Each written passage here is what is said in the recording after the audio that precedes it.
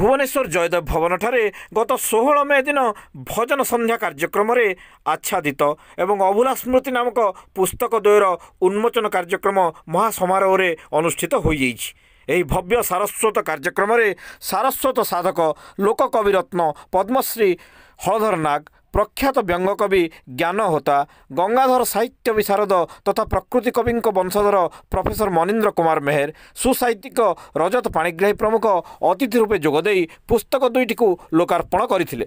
कवि जयकृष्ण त्रिपाठी रचित ओडिया भजन संग्रह होउची आच्छादित।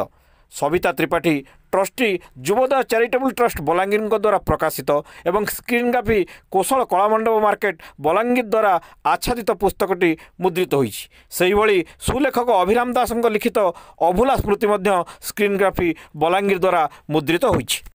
नेताजी आमर सुभाष बोस से वल्लभ भाई सरदार फांसी काटे झूली जीवन देले से फांसी काटे झूली जीवन देले से भगत सिंह जवान मोर देश के लिए महान मोर भारत हिंदुस्तान मोर देश के लिए महान मोर भारत हिंदुस्तान।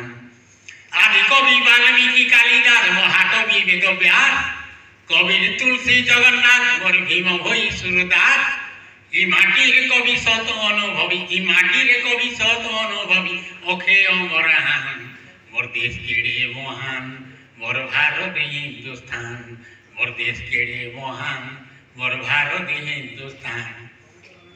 भारत माता जय जय हो भारत माता की जय। भारतवासी वीर साहसी रे नाई न कहा के भय अपट अदुति पार नाई पान अपट अदुति पार नाई पान चीन की पाकिस्तान।